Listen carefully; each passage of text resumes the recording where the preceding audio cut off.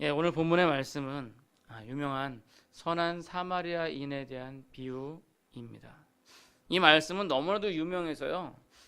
법률에도 보면 선한 사마리아인의 법이라는 법이 있어요.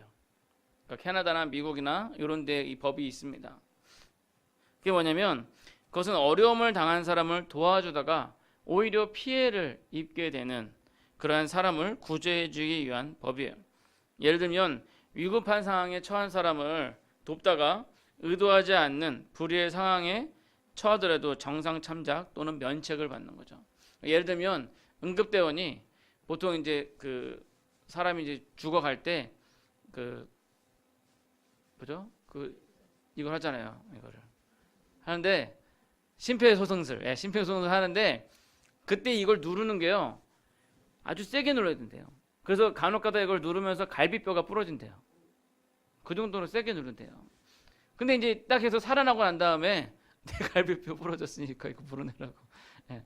그러니까 물에 빠진 사람 보따리 내놓으라는 식으로 이렇게 될 수가 있잖아요. 그래서 이제 그런 경우에 그거는 위급한 상황에 이렇게 돕다가 되어진 거기 때문에 그건 처벌받지 않고 또 그런 경우에 아무튼 그걸 정상 창작할 수 있는 그러한 법으로 된 게 선한 사마리아인의 법이다라는 게 있어요. 또 한국에는 없지만 자신에게 위험한 상황이 초래될 가능성이 없음에도 불구하고 위급한 상황에 처한 다른 사람을 돕지 않는 경우도 처벌해야 한다. 이것도 선한 사마리아인의 법이에요. 예전에 제가 말씀드렸던 적이 있는 것 같긴 한데 제가 동영상 하나 본 게 있는데 중국에서 이래요. 중국에서 어떤 어린아이가 차에 치였어요. 시장 같은데 차에 치여 있는데 근데 그 뒤로 차가 몇 대가 그 어린애를 다 밟고 지나가는 거예요. 근데 거기에 사람들이 무수히 많이 지나다니는데 어느 하나 그 어린아이를 구해주려고 하는 사람도 없고 다 본체 면체 다 그냥 지나가더라고요. 나중에 그 부모가 와가지고 그 어린애를 데리고 이제 응급실로 이제 가서 이제 했는데 그 아이가 다행히 이제 목숨은 건졌는데 아무튼 크게 다쳤더라고요. 근데 이제 그게 당시에 중국의 상황이 그렇대요. 중국에 이런 게 없어서 오히려 그렇게 도와주다가 그게 봉변을 당하는 경우가 많이 있다 그러더라고요. 예를 들어서 뭐 이렇게 도와주다가 그 아이가 죽었다. 그러면 차는 여러 대 밟고 지나갔으니까 없으니까 이 사람이 만졌으니까 이 사람이 그걸 다 책임을 져야 된다. 그래가지고 뭐 다 물어내라든지 아무튼 그런 식으로 많이 당하기 때문에 그래서 중국에서는 아예 본체 많지 않은 게 낫다. 뭐 이런 얘기가 있었다 그러더라고요. 아무튼 그런 것들을 막기 위해 생긴 게 이제 선한 사마리아인의 법. 우리나라에는 응급 처치를 위한 응급 의료에 관한 법률이라고 해가지고 실제로 그런 법이 우리나라 법에도 있습니다. 아무튼 다 아시는 내용이지만 조금 설명을 해드리면 예수님께서 이웃사랑에 대한 말씀을 하시면서 비유로 어떤 사람이 여리고로 가던 중에 강도를 만나 모든 것들을 여리고에서 예루살렘으로 가던 도중에 강도를 만나 모든 것들을 다 빼앗기고 구타를 당해 죽을 정도로 쓰러져 있는데 제사장이 지나가다가 이렇게 슬금슬금 옆으로 그냥 도망가고 레위인도 지나가다가 본 척 못 본 척 그냥 지나가 버리고 그리고 오히려 당시에 유대인들에게 멸시를 당하던 사마리아인 당시 사마리아인들은 유대인들한테 멸시를 당하던 사람들이에요. 사마리아인이 그걸 보고는 가서 그 상처를 싸매주고 자기 낙타에 태워가지고 그리고는 그 사람을 옮겨서 가다가 주막을 만나서 그 주막에 가서 돌봐주고 다음날 주막 주인에게 2데나리온 한국 돈으로 치면 대략 한 30만 원 정도 됩니다. 30만 원 정도 되는 그런 돈을 주면서 부족하면 내가 돌아올 때 더 줄 테니까 이 사람을 좀 잘 좀 보살펴 달라고. 그러고서 이제 갑니다. 그러면서 예수님께서 말씀하시죠. 이 세 사람 중에서 제사장, 레위인, 사마리아인 이 세 사람 중에서 누가 너의 참된 이웃이냐? 그러니까 그 얘기를 듣던 사람들이 다 선한 사마리아인입니다 라고 얘기하죠. 그러니까 예수님께서 하신 말씀이 가서 너희도 이와 같이 해라. 이 선한 사마리아인처럼 해라 라고 그렇게 이야기를 하는 그런 내용입니다. 그래서 어떻게 보면 이 제사장과 레위인 같은 그런 종교 지도자이면서 기득권을 가진 사람들은 어려움에 처한 사람을 돌봐주지도 않지만 사회적으로 멸시를 받는 사마리아 사람이 사랑을 행했던 것처럼 우리도 이웃에게 그러한 사랑을 베풀라라는 그런 교훈이 이 예수님께서 말씀하신 비유에 들어 있습니다. 근데 이 예수님께서 하신 말씀은 비유예요, 비유. 비유는 그 원래 이것을 설명하기 위해서 이것과 유사한 것을 들어서 얘기를 하는 게 비유거든요. 예를 들어서 김재순 목사님도 설명하는데 그분 내가 어떻게 설명해야 되지? TV에서 많이 보는 그런 장동건 비슷하게 생긴 사람이야. 뭔지 뭐 이렇게 설명을 할 수 있을 것 같아요. 죄송합니다. 아무튼 제가 장동건은 아니지만 비슷하니까 그렇게 들어서 이제 비유로 얘기를 하는 거예요. 그러니까 이게 비유거든요. 그러니까 선한 사마리아인에 대한 내용은 바로 예수님께서 어떤 것을 설명하시기 위해서 비유로 이제 말씀을 하시는 겁니다. 근데 그래서 그 중심 주제에 어긋나지 않는 선에서 여러 가지 해석이 가능한 거죠. 초대 교부 중에 어거스틴이라는 사람이 있었어요. 어거스틴은 영적으로 성경을 해석하기를 좋아했는데 이 사람은 이 선한 사마리아인의 비유를 이렇게 설명을 했습니다. 뭐 전체를 다 소개할 수는 없지만 간략하게 말씀드리면 바로 여기서 강도 많은 사람들이 누구냐? 강도 많은 사람들은 일반 사람들이라는 거예요. 아담의 후손들. 그러면 여기서 제사장이나 레위인들은 누구냐? 이건 유대인들. 그리고 이 선한 사마리아는 누구냐? 이건 예수님이다. 다시 말하면 이 세상에서 강도 만난 이 강도는 누구냐? 그건 사탄 마귀라는 거예요. 그러니까 사탄 마귀에게 우리가 인해서 타락되어서 죄짓게 되고 그렇게 영적으로 상처 입고 막 그렇게 된 우리를 유대인들이나 이런 사람들은 다 지나갔지만 우리 예수님께서는 우리를 다 상처를 싸매 주시고 우리를 치유하시고 우리를 구원해 주신다라고 이 어거스틴이 그렇게 설교를 했어요. 그러면서 이야기가 끝이는 게 아니라 이제 이 우리를 이끌고 이제 낙타에 태워서 가잖아요. 예수님께서 가는데 중간에 어디에 들렸어요? 주막에 들렸죠. 그럼 그 주막이 뭐냐? 어거스틴 얘기하기를 그 주막이 바로 교회다라고 얘기를 합니다. 교회. 그리고 예수님께서 교회에 그들을 세상 사람들을 맡겨놓고 그리고 이제 가신 거죠. 가시고 다시 돌아올 때 내가 더 주겠다라고 해서 가셨다가 다시 돌아오는 게 뭐냐? 그것이 바로 예수님의 재림이다 라고 그렇게 설명을 합니다. 사실상 이것은 현대 성경 해석학에서는 좀 본문의 원의도랑 좀 너무 이해가 떨어지는 그런 알레고리라는 그런 해석이다라고 비판을 받고 있지만 저는 이 해석이 가능하다고 봐요. 왜냐하면 이웃 사랑이라는 전체적 주제에 반대되는 게 아니잖아요. 예수님께서 친히 그 사랑을 그렇게 행하셨고 그 다음에 예수님께서 말씀하시기를 너희도 이와 같이 행해라 라고 말씀하시거든요. 뿐만 아니라 이 이야기가 나오게 된 배경이 뭐냐면 사람들이 예수님한테 영생이 무엇입니까? 라고 물어봤어요. 그랬더니 영생에 대해서 얘기하면서 내 하나님을 내 몸과 같이 사랑하고 내 하나님을 마음을 다하여 몸을 다하여 뜻을 다하여 사랑하고 내 이웃을 내 몸과 같이 사랑하라 라고 말씀하시거든요. 그제서야 사람들이 그럼 내 이웃이 누구입니까? 했을 때 나온 게 이 선한 사마리아 비유예요. 따라서 예수님께서 영생에 대한 설명을 하시면서 이걸 이야기하셨기 때문에 예수님께서 다시 갔다가 오시는 예수님의 재림에 대한 해석이 충분히 가능하다라는 것입니다. 제가 오늘 설교에서 강조하고 싶은 건요, 이 비유의 전체적인 게 아니에요. 왜냐하면 이 비유 전체적인 거는 여러분들 아마도 수많은 설교를 들었을 거예요. 여러 목사님들한테 설교를 들었을 거예요. 저는 여기서 강조하신 뭐냐면 주막이에요. 주막. 예수님께서 사람들을 주막에 맡겨두셨다는 거예요. 그리고 주막이 뭐냐? 주막이 교회라는 거예요. 교회는 오늘 본문에 주막과 같은 역할을 해야 합니다. 우리 주님께서는 그러한 역할을 교회에 맡기셨고 또한 상처 입은 수많은 영혼들을 교회에 맡기신 것입니다. 근데 오늘날 교회가 그러한 역할보다는 자기 배불리는 데 힘쓰다 보니까 교회가 교회로서 역할을 다하지 못하고 있는 것입니다. 오늘 본문을 통해서 오늘날 우리 교회가 어떠한 교회가 될지 한번 생각해 보았으면 좋겠습니다. 첫 번째로 예수님께서는요, 상처 입은 사람들을 우리에게 맡기셨어요. 즉 교회는 상처를 치유하는 역할을 감당해야 돼요. 역사적으로 수많은 교회들이 그러한 일들을 감당하였습니다. 그것은 육신적인 상처를 의미하는 것이 아니라 영적인 상처, 정신적인 상처, 영혼의 상처를 의미하는 겁니다. 그것은 현대에 있어서 너무나도 절실히 필요해요. 사실 육신적인 상처는요, 이런 질병은 현대의학으로 거의 다 치료가 가능합니다. 여러분들 감기 걸린다든지 또는 뭐 아프다든지 병원 가세요. 병원 가면 치료 다 돼요. 예. 예전에 제가 아는 분이 오딱을 먹었는데 옷이 이 속으로 옮은 거예요. 그러니까 겉으로 옮으면 좀 난데 오로 속으로 옮으면 더 괴롭대네요. 목이 막 붓고. 근데 그거를 병원을 가라도 안 가고 그냥 버텨본다고 그러고 있더라고요. 결국은 못 찾겠는지 병원 가서 주사 한 방 맞고 그 다음날 바로 나섰어요. 네. 여러분들 아프시면 병원 가십시오. 네.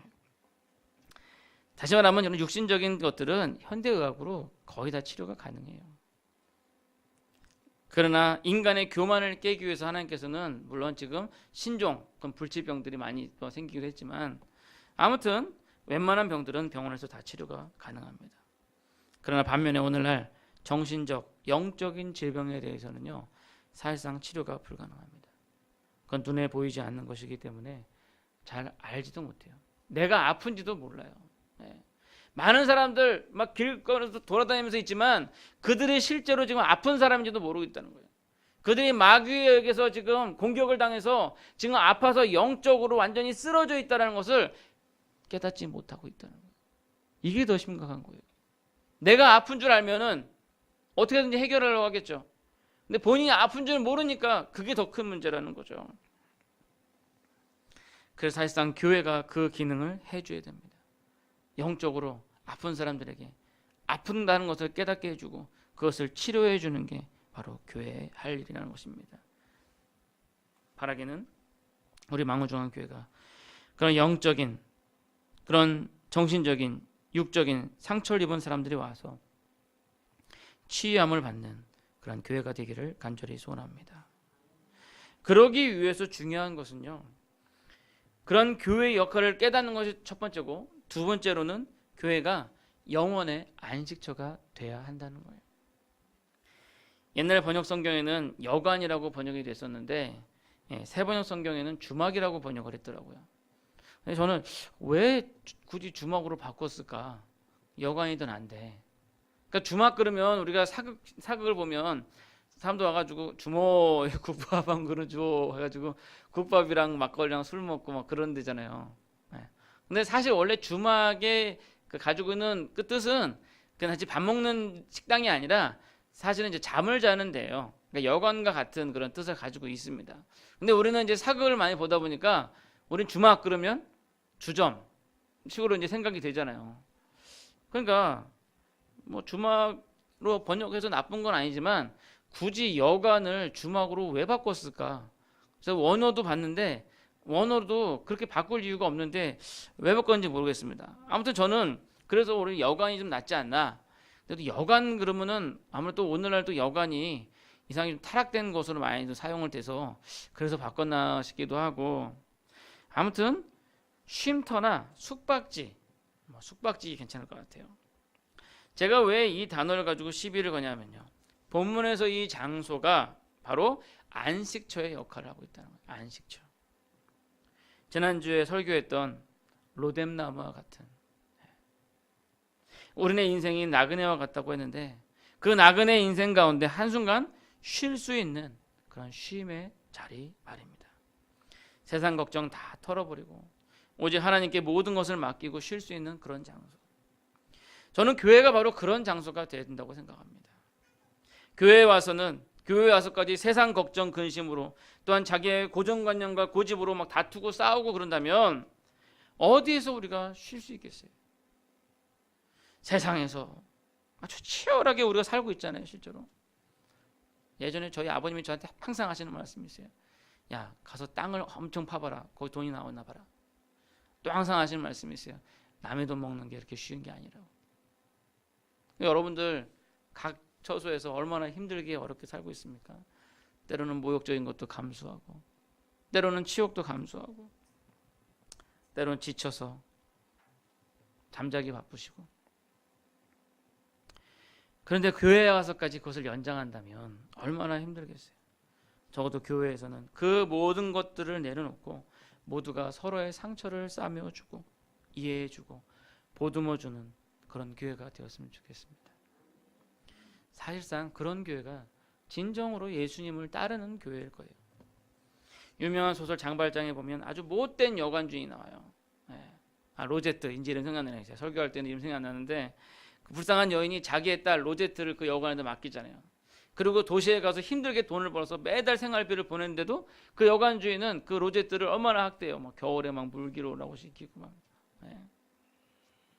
혹시 오늘날 교회가 이러한 일들을 하고 있는 것은 아닌지 모르겠습니다.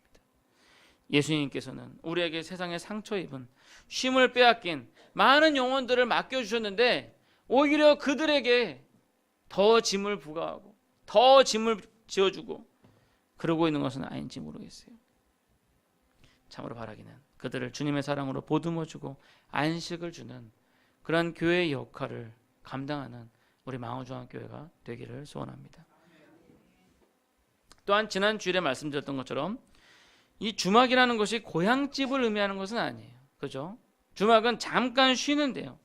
주막이 아무리 편해도, 여간이 아무리 편해도 자기 집만은 못해요. 네. 여러분 놀러 가서 뭐 부산 해운대 거기서 민박집 들어가가지고 얼마나 좋아요. 바닷가 야경 보고 막 재미있잖아요. 근데 일주일, 2주일 나중에 힘들죠. 왜요? 그거 내 집이 아니니까. 그래가지고 한 3박 4일 가서 이렇게 쉬다가 집에 딱 오면은 애들도 그래요. 딱 들어와서 하는 말이 뭐예요? 야, 역시 내 집이 편하다. 그렇잖아요. 그러니까 우리 교회가 여관이에요. 잠깐 지나가는 곳. 우리는 영원한 천국, 아버지의 집을 바라봐야 하는 것입니다. 언젠가 갈 곳이 있다는 거죠. 이 선한 사마리아인은 환자를 그곳에 맡겨두고 다시 돌아올 것을 말씀하셨어요. 우리 주님 예수님께서는 선한 목자이시기 때문에 결코 양들을 버려두지 않으세요. 결코 여러분들을 그냥 버려두지 않으시고 다시 오셔서 양들을 우리에 들으신다는 거죠. 교회는 그러한 예수님을 증거해야 합니다. 어떻게 보면 현대인들의 삶에서 많은 사람들이 너무나도 자기 만족을 하고 있기 때문에 예전에 우리 성도들은 마라나타 주 예수여 어서 오시옵소서. 근데 오늘날 성도들은 주 예수여 더디 오시옵소서예요. 장가도 가야 되고 집도 사야 되고 이거 벌어놓은 것도 써야 되는데 내일 오시면 어떻게 해요? 좀만 더 늦게 오세요. 오늘 현대인들은 그렇게 기도하고 있다니까요. 이 세상에서 너무나도 많은 것들을 가지고 있기 때문에 그 모든 것들을 포기하기가 쉽지 않은 것입니다. 한 꼬마애가 바닷가에서 모래성을 쌓고 있어요. 제법 잘 쌓아요. 막 탑도 쌓고 막 벽도 쌓고 막. 이제 해가 질 때가 돼서 엄마가 이 꼬마를 부릅니다. 야, 집에 와서 밥 먹어야지. 이제 그만 놀고 집에 와라. 꼬마가 엄마 조금만 더. 모래성 쌓아놓은 곳 아까운 거야. 떠나기가 싫은 거예요. 좀 더 하고 더 놀고 싶은 거예요. 결국 엄마의 손에 이끌려 집에 들어갑니다. 다음날 아침 일찍 이 꼬마는 바닷가로 다시 나와봐요. 나와보니까 자기가 쌓아놨던 모래성은 흔적조차 없어요. 왜? 밤새 파도가 다 쓰고 언제 모래성이 있었냐시피 아무것도 없는 거죠. 흔적조차 없는 거죠. 이 세상에서의 우리 모두의 소유는 다 모래성과 같습니다. 누구는 크고 멋있게 세웠다고 자랑합니다. 120층 이상의 고층 빌딩을 세웠어. 누구는 세계적인 갑부가 되었다고 자랑합니다. 내가 페라리, 람보르기니 몇 대가 있는 줄 알아. 누구는 막강한 권력을 가지고 있다고, 내가 세계를 좌지우지한다고 자랑을 합니다. 엄청난 명성을 얻어서 세계 어딜 가나 자기를 알아본다고, 사인 받으러 온다고 막 으쓱으쓱해요. 그러나 그 모든 것들이 다 모래성과 같고 자고 일어나 보면 흔적도 없이 사라질 것들이라는 거죠. 교회는 바로 그것을 가르쳐 주어야 하는데 문제는 오늘날 교회조차 그것을 잃어버리고 모래성 쌓기에 바쁜 거죠. 교회마저도 모래성 쌓기에 바쁜 거예요. 급급한 거예요. 바라기는 진정한 고향 하늘나라의 소망을 가지는 그런 망우중앙교회가 되기를 소원합니다. 이제 말씀을 맺기로 원합니다. 어떻게 보면 지난주일 설교와 오늘 설교가 제가 가지고 있는 교회론이에요. 교회는 이래야 된다라는 게 사실 지난주 그러면 오늘 제가 설교한 겁니다. 어떤 교부가 말하기를요, 교회는 천국의 모형이다. 천국의 모형이다라고 얘기해요. 다시 말하면 사람들이 와서 교회에 와서 천국을 볼 수 있어야 돼요. 사람들이 여기 와가지고 이 교회를 보니까 천국의 모습이 보입니다. 그게 맞는 말입니다. 근데 사람들이 와가지고 천국이 이러면 난 천국 안 갈래. 그러면 되겠어요? 예? 교회에서 서로 막 치고받고 싸우고 막 정치하고 막. 교회는 이 세상과 달라야 합니다. 그럼에도 불구하고 오늘날은 교회와 세상이 다를 것이 전혀 없어요. 초대교회 당시 한국 교회 초기에도 보면요, 사람들이 교회에 와서 천국을 봤어요. 교회만 오면 좋았고, 교회만 오면 세상 걱정 근심 다 잊어버릴 수 있었고, 모두가 천국 가족이었습니다. 근데 오늘날 조직된 교회는 자꾸 세상 것들이 들어와가지고 세상과 같은 모습을 하고 있는 거예요. 우리는 그러한 것들을 버리고 교회의 참 모습을 찾아야 하는 것입니다.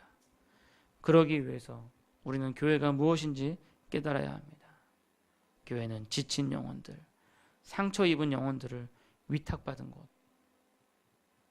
그들이 와서 그 상처가 치유받고 그 상처가 보듬어지고 싸매어지는 그러한 곳이 되어야 한다는 거죠. 사실상 모든 치료는요, 예수님께서 십자가의 보혈로 깨끗이 다 치료해 주셨어요. 응급조치를 다 하셨어요. 우리가 할 거는 단지 예수님께서 치료하고 맡겨둔 사람들을 그 상처가 덧나지 않도록만 잘 보살펴주면 돼요.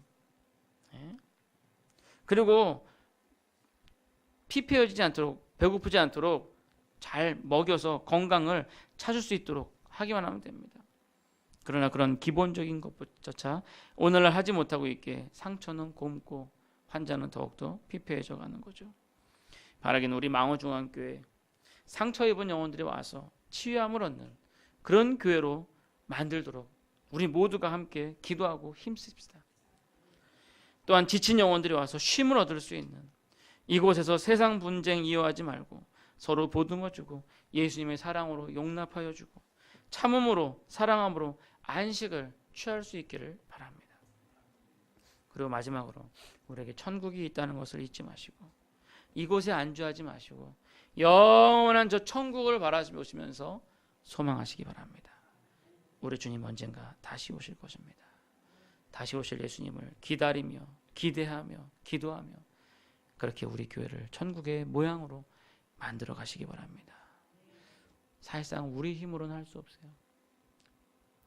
우리는 무능력해서 그렇게 할 수가 없어요. 그러나 그것을 돕기 위해서 예수님께서는 우리에게 2데나리온을 주셨어요. 이걸로 치료하라고. 우리에게 성령님을 남겨주셨습니다. 어떻게 보면 주막주인이 자선사업가도 아니고 선한 사마리아인이 두건 환자를 돌볼 수가 없어요. 그러나 선한 사마리아인이 2데나리온을 여관 주인에게 주었어요. 또한 돌아와서 더 준다라고 약속도 했습니다. 예수님께서 우리에게 남겨두신 그 성령의 도움을 받아서 우리 망원중앙교회를 치유의 교회, 안식의 교회, 소망의 교회로 만들어가는 그런 저와 여러분들이 되시기를 간절히 소원합니다. 기도하시겠습니다.